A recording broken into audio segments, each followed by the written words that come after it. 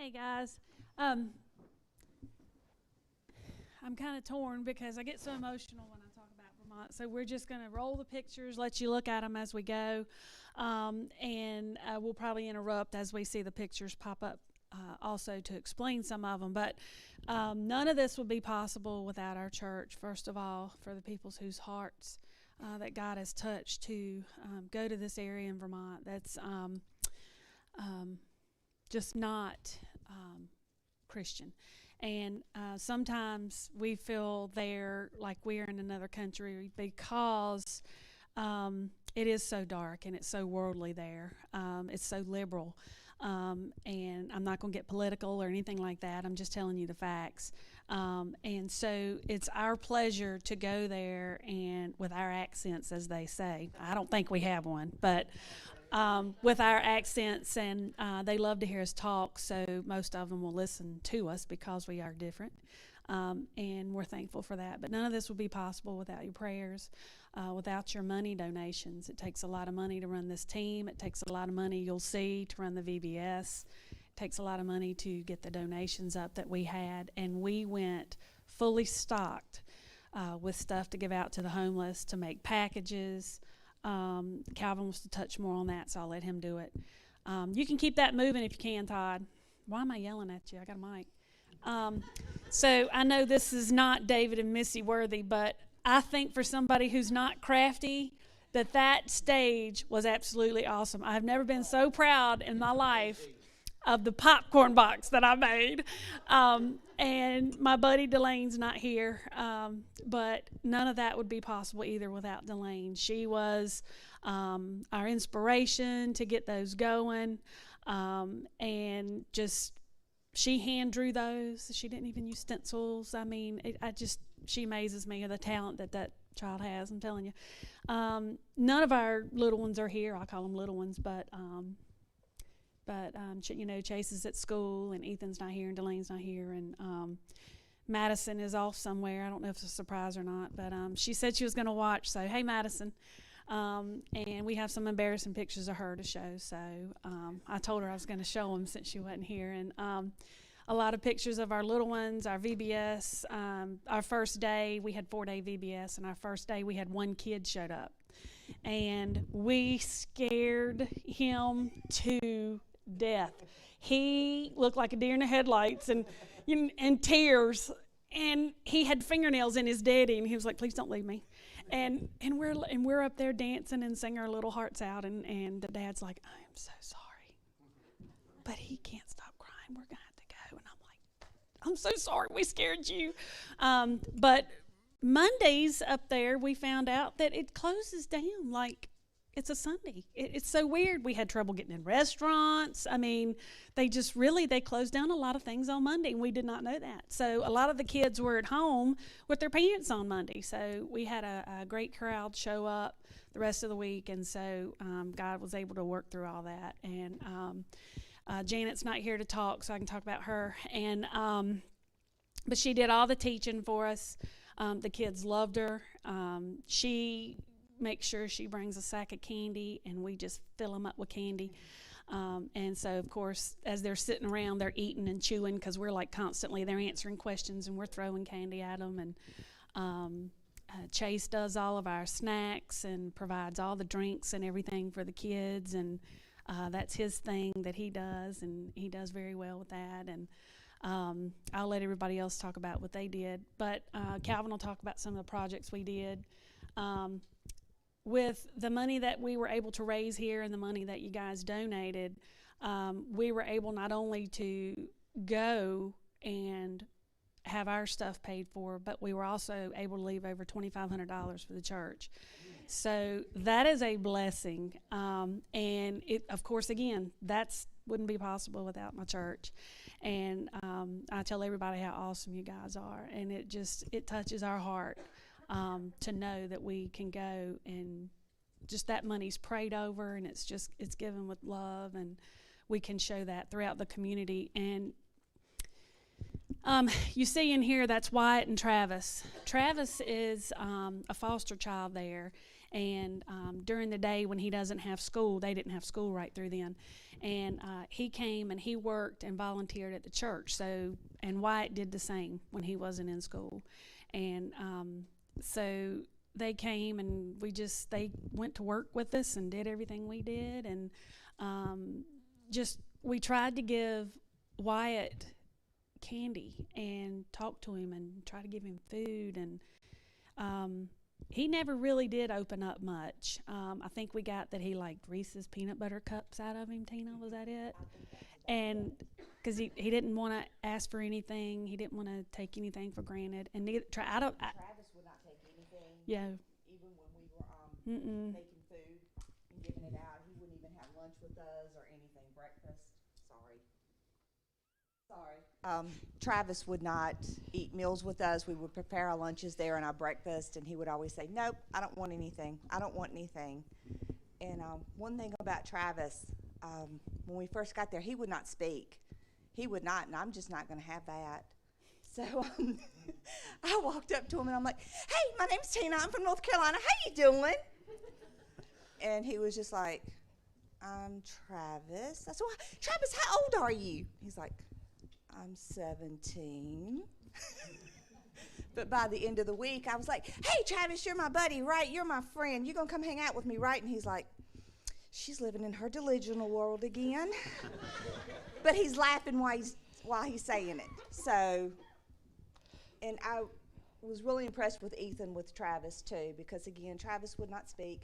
And Ethan, when he went up to Travis, he put his hand out and made Travis shake his hand when he introduced himself. And so that was really good because Travis, he's in a foster home, but his foster mom is up there. And he is a sweet kid, but he's got this hard shell. And as Harry and I were talking about, he just does not think he is loved. And that's not true because he is. And so I just harassed him all week. Just had fun with him. I think we could have brought both of those boys home. We just fell in love with them, and you could see the pain on their face that they live with, and especially Wyatt. He was much younger, and he was just a little adult. I mean, it just breaks your heart to watch. He's such a good kid and such a smart kid, but it's, I guess what you call them, like latchkey kids or something down here, whatever. Kids. So, but ride their bikes all through town and home and back and everywhere they go. And that's the last day we had it was supposed to be a game, and it ended up being a water balloon fight, and we had a really good time. I ended up getting the most wet, but I was hot, so it didn't matter, and it was just nice. I'm gonna be quiet. Somebody else. Well, Wyatt, one thing about Wyatt, his little brother would come to VBS on Tuesday through the remainder of the week, and he would eat the candy and everything, but Wyatt, again, would not do anything. He was like, "Nope, I'll be there after I get done with school at 3. I'll be there then, but I'm just going to sit here. I don't want anything." But his little brother was like, "Oh, yeah, I'm absorbing everything."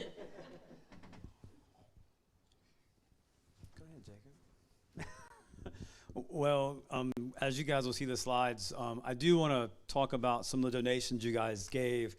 I had two, in the picture will show, I had two huge totes that you get like at Sam's Club. I don't know how big they are, but they were completely filled with toothpaste, toothbrushes, soap, shampoo, you name it, ladies stuff, feminine stuff, and hygiene products and stuff like that. And not only those two totes, we had another 5 boxes of just all kinds of stuff that you guys donated. And some of the ladies did, it's called something makeup. What's it called, Vicki? That little bag. Oh, it's the Ipsy bag. Yeah, the little Ipsy bag. And the two ladies in the back, they did that. And I know we don't like to call anybody out, but Pam and Tammy, I really appreciate what you guys did. I do have a really cool lap blanket that the ladies up there make for the people at church, and it's kind of like you guys, we do here with the blankets that we have, but these are made of quilts and stuff like that, so they're really, really neat. And I think, Tina, you can take those to them if you want to. And you'll see that, but those little bags, had all kinds of stuff in it, and the ladies really loved that. And the little purses that you guys put together, it was really neat, and it was a real big hit. So I really appreciate that, and that took a lot. I tried to put a few together, and it took me forever to put them together. So I know it took a lot of time to do that. And these pictures are some of the stuff that we did before going up. We made all these little props, and like Vicki said, Delane she did a fantastic job. We had all these props, and no one got hurt doing the filming of this. I'm just kidding. But we made a little jukebox, and I wired it with lights. And one of the pictures you really couldn't see that, but it actually had lights. It was pretty cool, actually. So we had to leave the jukebox, So this is the picture. So their church has really huge ceilings, and Jacob's on a 22-foot ladder, I believe, or if not taller. And that is the arch right there at the back of the church. And he's up there, and we're hanging this banner over that. And we found this. Yeah, you see a little head? That's him, Yep, he's peeking out. He was probably shaking. He was probably, holding on for dear life. But yeah, because it was pretty far up there. So we were on. I didn't make the photo, but I was on the other side, and we were trying to hold this thing up there. So it was a little dangerous. But anyhow, we tied it, and it all went well. So it was just I think we did a great job with the VBS. That the kids really enjoyed it. I think. When you guys we always do the VBS. The kids love all the smoke and all that, and they take that, and that gets them excited about the stuff, And I think that is part of it, not just the teaching and all that. It just kind of get them all involved. So I think more you can do to make the set look better. I think it kind of goes a long way, and they enjoyed it. They were dancing and all that, So but yeah, so. That jukebox was kind of cool, and we made a lot of cool signs, a lot of diner type theme. That was our theme, was One Way Cafe, and I think that we kind of had it throughout the whole message was that we gave popcorn for snacks and and sodas, and we had a little pink Cadillac, and that was a little prop they got behind to take pictures and stuff like that. So it went really well. I talked to Pastor Dave and a couple other individuals. You guys knew I pulled a trailer, and we'll see the pictures. So Enough Ministry is taking a trailer, and they're going outside of the community and trying to reach other areas with the food pantry and clothing and other stuff. So I pulled a 14-foot trailer from here to Vermont, and it took how many extra hours? Over 18 hours? Yeah, it seemed like 30 hours. So I'm like white knuckling it, right? Because I have never really pulled a trailer that big, and it was huge, and and it wasn't ours. So if I tore it up, I'd have to buy a new one, right? So it was like, But yeah, so in I know you guys have been to the Great North, right? And it's always road construction. So we had some really, you got concrete barriers here, concrete barriers there, and I'm trying to get through here. So it was kind of touch and go sometimes, but I didn't let them know it. They didn't know that, but anyhow. And then the last 3 hours, it rained and more rain, and it was dark, so it got to be, yeah. But one cool thing, the trailer did make a really cool rooster tail with the rain behind it, so I thought that was kind of cool. But yeah, you'll see some more pictures of that, but let me let Vicki talk here.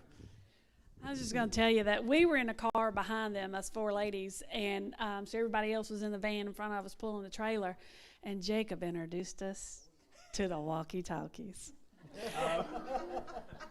And y'all know Best me. thing ever. I'm just a big kid, so we had a blast with those walkie-talkies. And, we enjoy everything we do. We have fun. And, I've just never understood, people think that you can't be a Christian and you can't have good, clean fun, but you can. And we're here to prove it. This is one of the funnest groups I've ever worked with. We know each other quite well. We work together quite well. That being said, I do want to say, anytime you have somebody that works well and we're working for the Lord, that devil will get in there and he will twist and he will pull any way that he can. And I spent my time on my knees on this trip more than any other trip, just praying and talking and wanting the Lord to use us, because Satan was attacking us every step of the way, even trying to give out free stuff to people. It was very difficult, wasn't it? It was like, well, what do you want for it? Well, Well, nothing. We just, Pastor Dan had these thumb drives. What was it? Was it thumb drive, right, with the Bible on it? So we were able to put those in the Ipsy bags that the ladies gave us, and an Enough Ministries card to invite them to church. And it was so difficult. I have never seen Delane, Kevin. Oh my goodness! I wish I had a video of your daughter. Yeah. She comes out of her shell, and she would walk up to people and talk to them about Jesus and invite them to church and hand them a bag. And it was just we talking about being bold in GAs and RAs, and so she was so bold on this trip. I'm telling you, God works in so many ways, and we get to see that when we go away from our comfort zone and see what the Lord instills in us to share with others. And I'm so proud of all these kids. They were packing lunches here in this picture with the food that we have. Because of COVID, they weren't allowed to come in. So we would make lunches and give out the bag lunches outside, and we were able to spend hours upon hours outside talking to these homeless and low-income families that would come and get their daily groceries out back. And it was just awesome. And we were able to give them lunch, and they would say, "Oh, do you have this? Calvin had a pad and a pen and was taking a grocery order list. And he was saying, "Let me go check. Let me see what I got." And we were running constantly up and down the steps, sometimes 3 flights at a time, going up and down, trying to get everything they needed, the clothes, the shoes, everything they needed. There's those totes Calvin was talking about that were full of toiletries.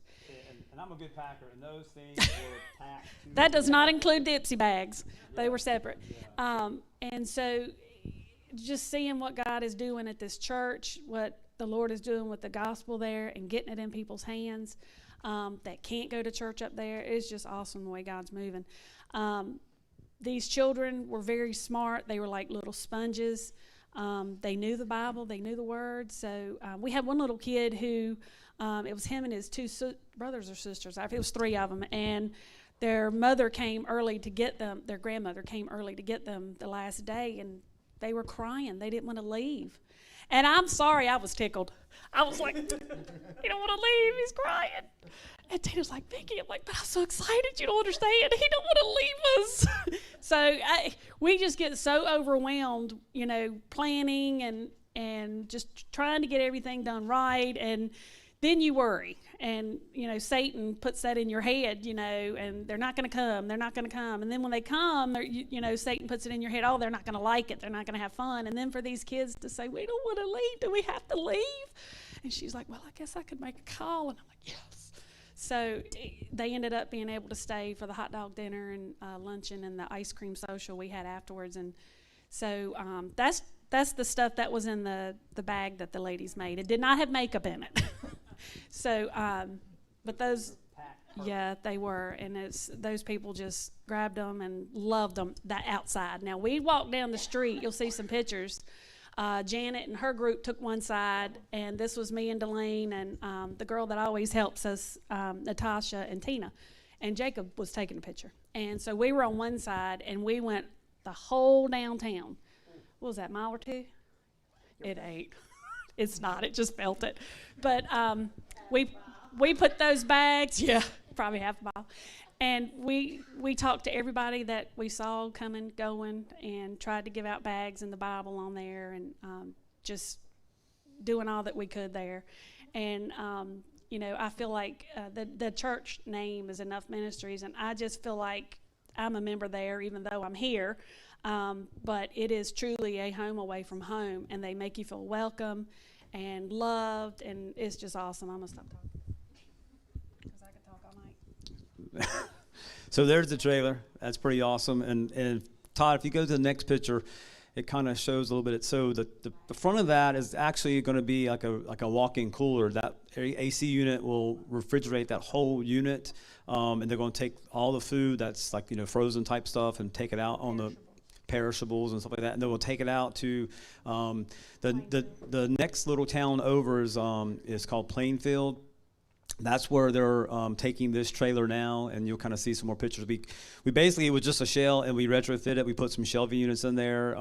They use banana boxes.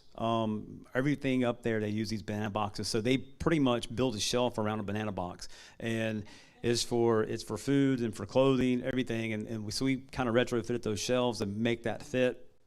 And like I said, we can, that little space, when I opened the door, I didn't think it was very big. I'm like, I didn't think we'd get much in there, but we did. I mean, it was fantastic. We did a great job putting everything in there. Everything fit. It doesn't slide off the shelves. You can see the freezer in the back part. Yeah, so in the very back of the trailer is not refrigerated. So we put one of those chest freezers in there. And it's bolted in, and then there's 2 shelving units on this other side, and they'll be for clothing and some other stuff what they're going to do. But Pastor Dan sent me a picture this morning. They've actually put the decals on it, and they're hitting the street. They actually had enough money, and it had a lot to do with this church putting money towards a truck that they can actually pull the trailer, because they didn't have a truck to do anything with this, and they were going. Pastor Dan was going to use his older vehicle to do that, and they had saved up enough money to buy a really nice truck. It's probably 10 or 12 years old, but still, it's pretty nice. He says doing a great job. So he actually bought it down here because of the salt. They take it up north because of all the salt and stuff like that. So and like I said, I can't wait to see how that is being out in the community, because he's not going to stop at Plainfield. He wants to go from Plainfield. It's Route 2 that leaves Barry and goes into New Hampshire, and his goal is to go to Plainfield, go to Cabot, go to Danville, Vermont, and then further on.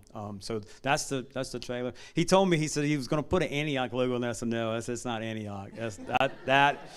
I said, that is God doing what he needs to do. I mean, it's nothing to do with us, right? I mean, we're just the people on the ground, in the hands and feet. It's all, we give all to God the glory. That's what we should do. And like I said, I'm so excited for him to kind of go out and show us what he's doing with that. So pretty nice. I guess it's my turn.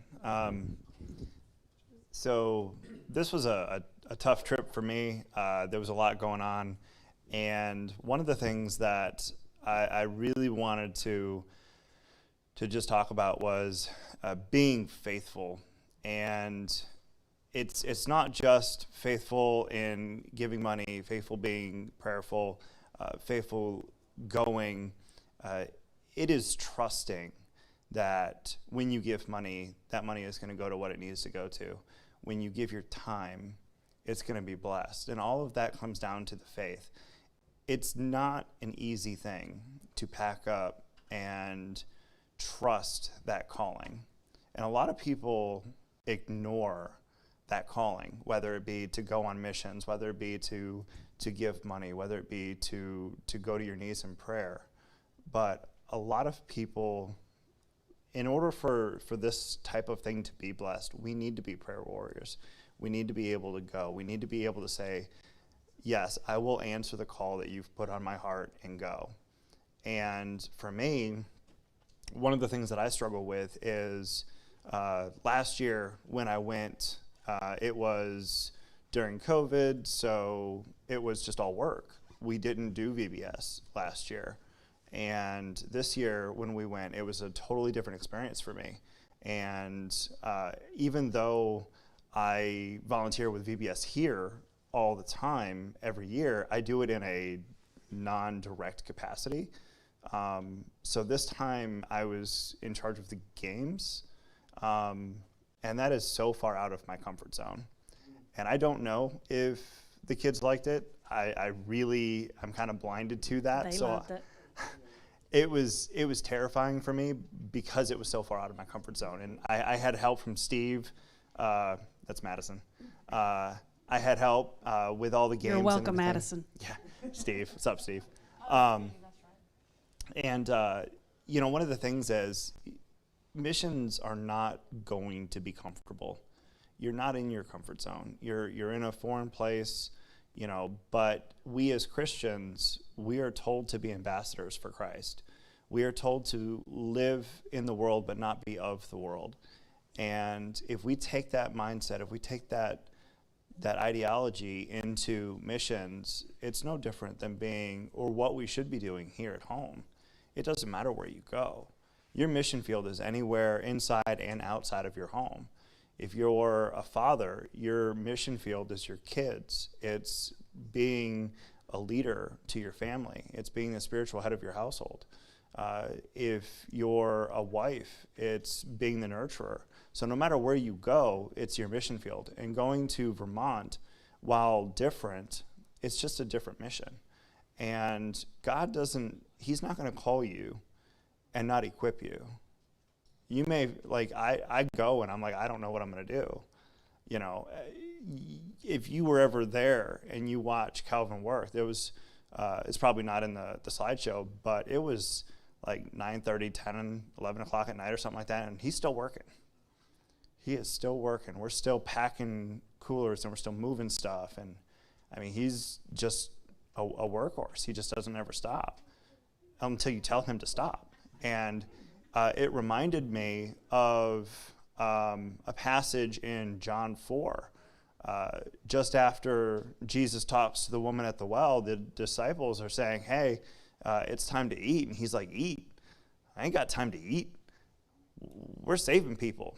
We're talking to people. We're spreading the gospel here. And that's what this group reminds me of. It's work. It's doing the Lord's work and being faithful and going. And everybody has their thing. I'm not 100% certain what my thing is. I do a little bit of this, a little bit of that. I help with lunches. I helped put the floor down in the trailer because we had to actually lay the floor in the back of it.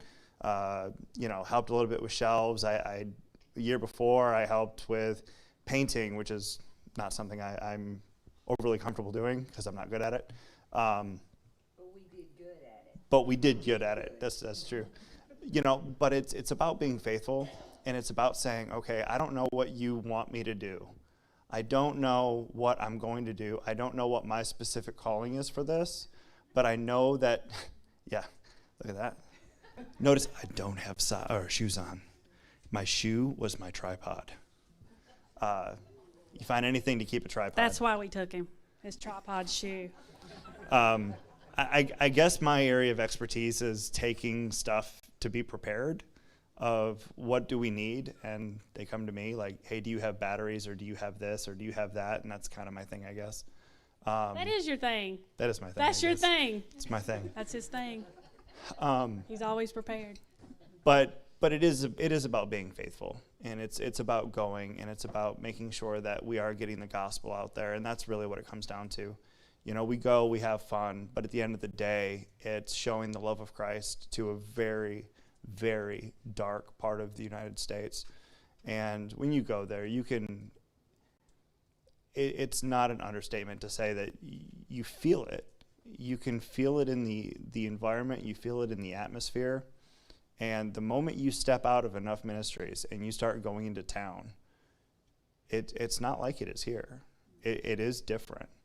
The way people talk, the way people act, the way people interact with you, it's a very different thing. And it reminds you why the mission is so important. We look at the early church and we look at everything that they went through in Acts. And then if you look at the early martyrs of the church, what did they give up? They gave up their lives for the spread of the gospel. We sit here in the United States in one of the least persecuted places for Christianity in all the world. And yet we have such dark places in the United States, and most of us are just too afraid to get up and go. We have to go. We cannot allow our own country to fall because we want to sit on the sidelines because we think it's someone else's job. It's our job. We are called. All of us are called in one way, shape, or form. You may not go to Alaska or Vermont or Utah. Hopefully, God willing, allows us to go to Utah. But there is a purpose for all of us. There is a way that every single one of us can help grow these missions that take us away from home. But even in our own communities, we have to be missionaries here. And it's here and abroad, everywhere, because it's so important. We wonder why things are going so badly. It's because we're not being bold. We're not bold enough to share the gospel. One of the things that Drew talks to the youth about is, are you bold at church? Or or are you bold at school? And I did a lesson the other day of what is it that you are putting first? Is Jesus first in your life, or is it the stuff, everything else? And we have to be praying. We have to pray more. We have to give more. If not financially, prayers. If not prayers and financially, time, something, anything. Because we all have something to give. Every one of us has spiritual gifts to use, and we have to make sure that we are bold enough to use them. So one thing I wanted to talk about is you saw a picture of, it said our challenges, and it had the colorful doors. Thank you, Todd. And it had the colorful doors. This is a church that is across the street, directly across the street from our church. And as you can see, it is a rainbow, and it is open to all. This is one of the challenges that we face as we go out into this community. These rainbows were everywhere that we looked, and it was most welcome. What wasn't welcome was us. And so it didn't make me uncomfortable. It made me know that I was where I was supposed to be, doing what I was supposed to do for him. And that's the challenges that we all face. We face that here in our own church. We face that here in our own community. That everything's accepted these days. Well, if it's not in this book, it's not acceptable to God, and it shouldn't be acceptable to any of us. And so that's one of the biggest challenges that we face up there, is that we're different, and we want everybody to know it, and we want everybody to know why. And so if they will stand still long enough, we're going to tell them. One of the things we're going to do when we go back, we talked about this trailer. Their sister church, like we have sister churches, their sister church that they're working with in Plainfield is called Journey Mission Church. And that's where we're going to work. We're going to do all kinds of projects: paint, stain concrete, uproot toilets, put toilets back down, install flooring. We're doing things that thank goodness Pastor Dan's going to show us how to start and finish, and we're just going to fill in the gaps and some of the things we don't know how to do. But we've learned so much. Jacob said, he painted last year, and that's true, he did. And now he knows how to paint, so he's just going to immediately be on paint this whole week next week. So if he doesn't think he's an expert, he will be. And so I'll let Calvin talk a little bit more about that. But we also, we're going to be a part of the Bible study that they're having there. And we're going to be a part of the soup, it's called Soup Ministry, but it's actually where they're going to have dinner there Thursday night. We're going to be a part of that.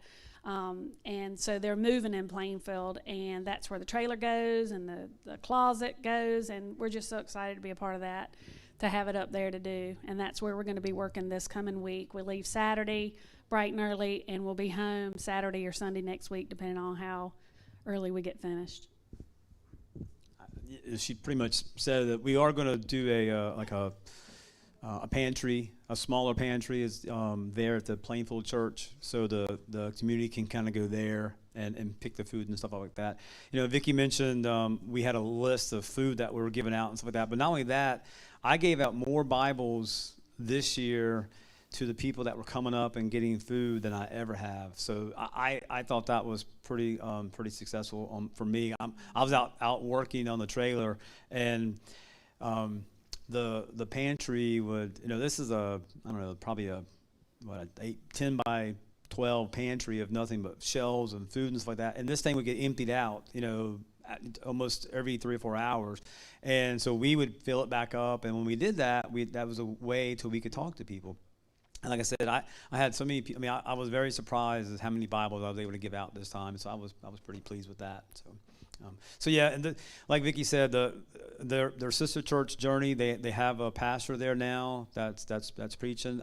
Barry, Vermont, where Pastor Dan's at, they have an associate pastor there now too. So now he can go out and go out into the field more, because being the only pastor there, he has a lot going on at the church, so he doesn't get to go out as much. So he can do more visitations and some other stuff too. So It's like Vicky said, it's moving. I'm glad to start seeing, the progress. You sometimes, I know they said that the first day they have one child. That's pretty frustrating. When you prepare, you do all this and you're hoping stuff. So it can get frustrating. So I'm just glad to see that the stuff that we're doing, other people see that. They see us drive from, hundreds of miles, thousands of miles away to be in their town and do things. And, and it's being seen, and they know us. I mean, some of the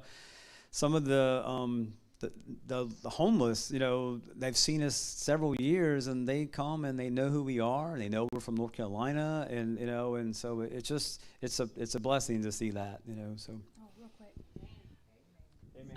We were able to go to the CareNet there, which is their pregnancy support center, and it's something that I've been wanting to do since I've been going in 2014, and we got the opportunity to go and visit the CareNet and tour their facilities and talk to them and pray with them and open up their morning and talk about things that they do. The receptionist there is from Georgia, and she just loves to hear us North Carolina people talk. So when we go up this week, we're going to be spending some time with our Georgia friend and talk more about what CareNet's having going on there. Pastor Dan does not talk about everything that goes on there. I mean, him and his family are so indebted to that community, just everything. It overwhelms me when I think about it. But so we go to this facility and we're talking, and they said, now, you know who started this CareNet? And I'm like, no.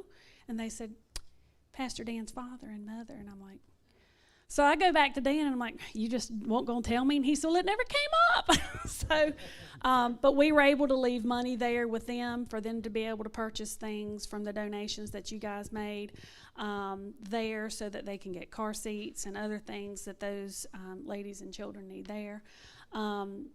It is such a blessing to be able to go and serve the whole entire community from start to finish at CareNet. For those who they already have everything set up there, so they can actually do the ultrasounds when a woman comes in and is thinking of abortion, and they already have the machine, and they have a doctor, and they have a nurse that does it. It was awesome to see all that, to tour the facilities, to talk to the ladies who do that. They were able to share their story with us. It touched our heart, and it just goes to show you how much God can touch you and move you and use you for what your story is, where you are at in your own life, and how He can use your story, and move you in other people's lives for what His will is and not ours. And it's just awesome that we can be the hands and the feet and do what God allows us to do. And again, I'm going to be quiet, but I do want to thank y'all so much like you could hush. And so I know I love you too. And so that's it. I just want y'all to know how much we appreciate y'all. And we really covet your prayers for this upcoming week. Like Jacob said, I've already told them and warned them Calvin's going to work us like a horse. I can't work from 6 in the morning until 10:30, 12 o'clock at night. I just can't do it, but I will do it until I drop. And he knows I'll give 110% like the rest of us will. So just pray for our travel safety, for everything that we have up there, for the people He wants to put in front of us, and just whatever He has. Yes. So I've been praying for snow. And I tell everybody who'll listen, will you pray for snow for next week, please? I'm going to be in Vermont, and I want to see snow. I want to go out in it. I want to run in it. I want to play in it. I want to be a kid in it. And finally, I woke up this morning, and Pastor Dan had sent me a message, please stop praying for snow. We are getting snow Monday. And I'm like, yes. So, but I didn't tell him I was praying for 6 feet. So we'll see. 6 feet. Jeez. All right, so does anyone have any questions? I know we're getting up on the hour, so anybody have any questions for us? Vicky said, you guys are, already praying for us and supporting us, so we greatly appreciate that. And I know it's only a week that we go there, but this is our second time, right, this year that we'll be going. So it's, just keep it, mindful of it, and just keep thinking about Vermont. And we want you guys to come, with us too. We got a van full, and I would love to fill it up. There's a lot of projects that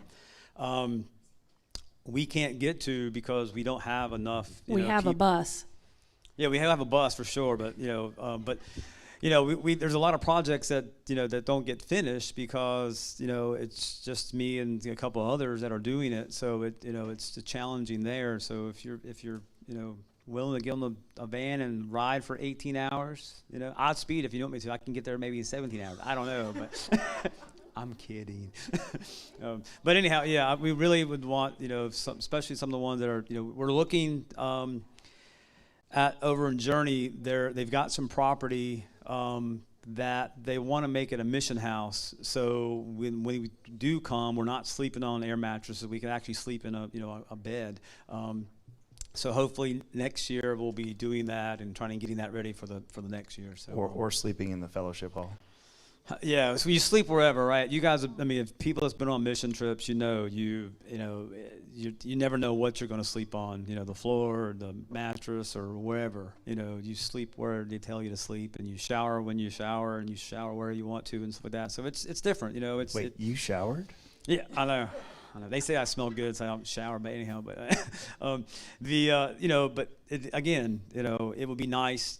And I think it would, maybe encourage more people to come if we actually had some different facilities, a little nicer facilities, so they wouldn't be sleeping on mattresses. So that's all I have. If you guys have anything, Tina, talk more, right? Anybody? Yes. I didn't understand where the trailer came from. Oh, so the trailer came from Charlotte, North Carolina. So I went down there and picked it up the day before and got it here. Purchase the trailer for them? No. The trailer was like $15,000 or $16,000. No, we didn't pay for that. That was something they've been saving up to do. So they've been saving for a while to do that. That was Pastor Dan's envision. That was his mission to get this trailer to further his ministry out there. Yep. Sorry about that.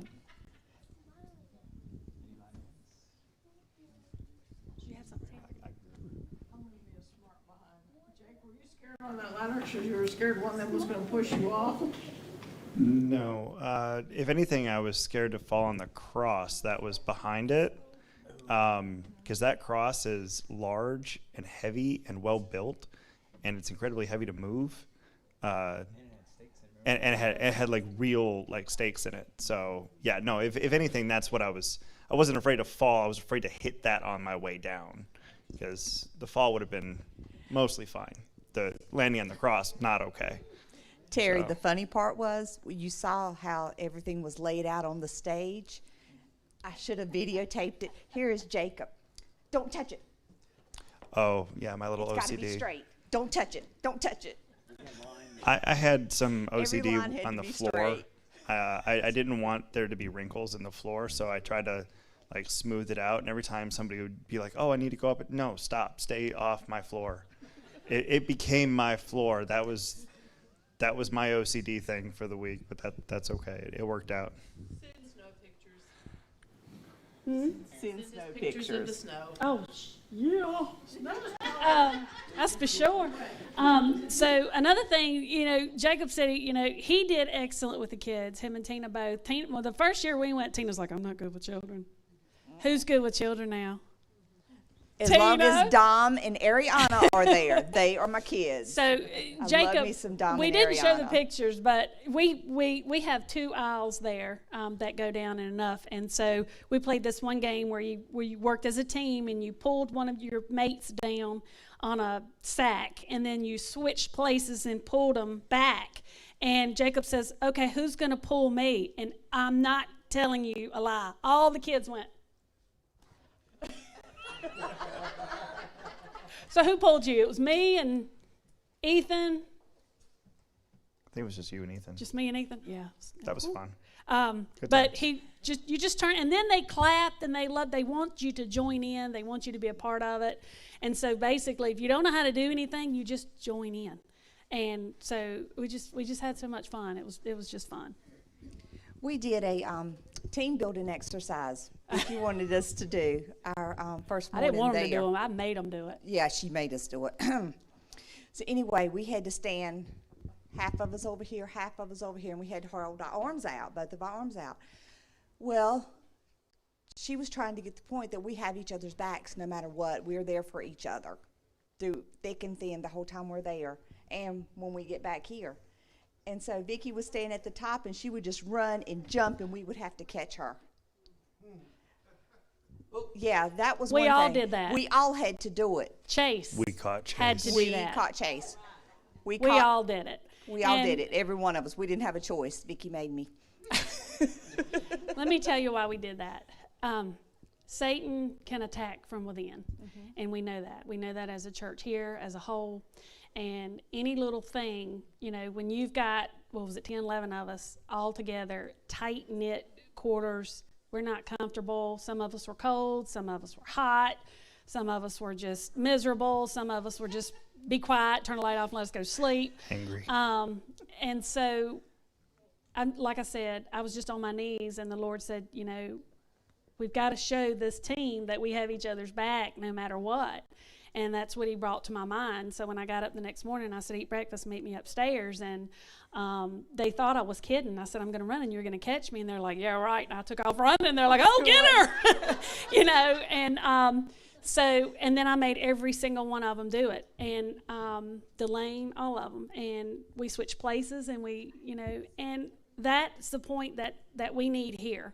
You know, we are to carry one another's burdens. That's what we're here for. That's what the Bible tells us to do. We're to pray with one another and take care of one another. We are to build each other up and not break them down. And if you go on one of the mission trips with Vicki, you will definitely see that. I love this team. There wasn't a member on this team that didn't do exactly what they were asked to do. I didn't talk much about Madison, but Madison worked really, really hard. She had a lot of fun, but she worked really hard. And I was so proud of her. I'm so proud of Delane and Ethan and Chase, and just how much it is just to see them grow in the Lord and what the Lord's calling them to do. So I'm here to challenge you, teenagers. If you pray it and God calls you to it, we can get you there. And we can talk about that later if you feel God laying that on your heart, how we can do that. We do go through the North Carolina Baptist Men's. Just wanted y'all to know that. So in case you ever had any questions, they do get credit for us going and doing that. And we're just very proud to partner with them and the Green Mountain Baptist Association as well through Vermont. So thank y'all for listening to us. Thank you for your donations. Thank you for your prayers. Keep them coming.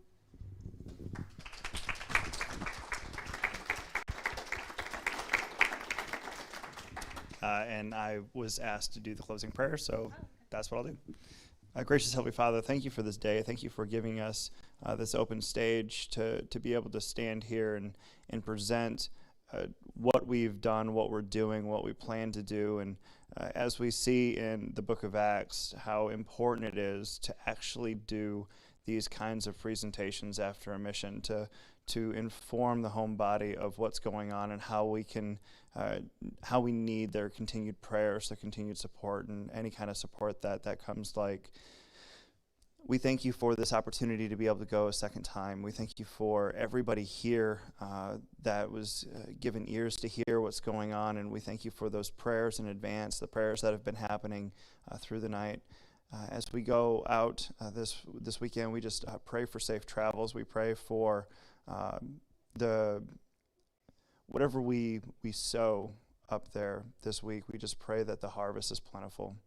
Thank you for all of our support. Thank you for this wonderful church family that has been so supportive, so gracious with their giving, their prayers, their time, their supplies that we've been able to take up. We just ask you to continue to bless this church, continue to bless and grow Enough Ministries and everything that Pastor Dan is doing up there. Thank you for this opportunity to go to a sister church and be able to help renovate and help get that church to allow that church to be able to grow. And we just, again, we are so thankful, so humbled that you have called us to do this. And I'm so thankful for everybody that has answered the call to go on all of the trips that we've taken. And I'm just so thankful that this church is such a giving church and such a mission-oriented church. And as we have two pastors out in Utah, I just ask that you continue to bless them, bless that trip, show that trip to be plentiful in the harvest to come and everything that will come from that in the future. And we just, again, thank you for everything. Thank you for your sovereign grace. And it's in your Son's name we ask this, all things. Amen.